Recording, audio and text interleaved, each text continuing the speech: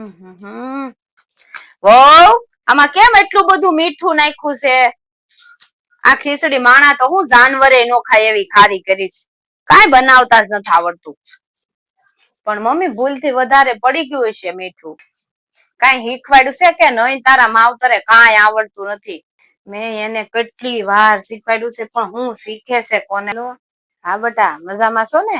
હા, છોકરા જમાઈ બધા મજામાં?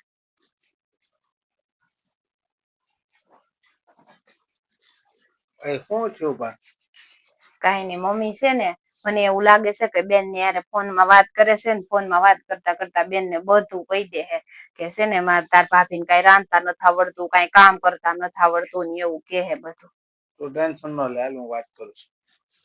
હા બેટા, તાર ભાઈ ને ભાભી ને બધા મજા કરે. તાર ભાઈ જો કામે જાય છે અને તાર ભાભી છે ને એ તો બહુ હારી છે. જો મને કાંઈ કામ નથી કરવા દેતી, બધું કામ ઘરનું એકલી કરે. બહુ હારી બાઈ મળી છે.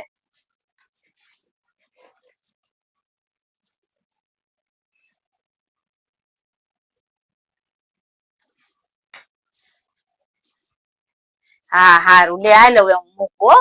હા. અરે બા, હું તો ક્યાં ઘરના બધા કામ કરું છું, કાંઈ કામે નથી કરતી, મને કાંઈ રસોઈ બનાવતા નથી આવડતી, તોય તમે મારા વખાણ કરો છો. અરે બેટા, તને ઘરનું કામ શીખવાડું એ તો મારી જવાબદારી છે અને હું તને કદાચ ઘરનું કામ શીખવાડતા શીખવાડતા કદાચ ખીજાવ તો એવી નાની નાની વાતો તો બધાના ઘરમાં થતી જ હોય, પણ તું છે ને એક વાત યાદ રાખજે, આપણે ઘરની વાત કોઈ દી બહાર નહીં કરવાની. ઘરની વાત બહાર કરીએ એટલે ત્રીજો વ્યક્તિ આવે એના લીધે સંબંધ બગડે અને ઘરમાં મોટું નુકસાન થાય. એવું કામ કોઈ દી નહીં કરવાનું.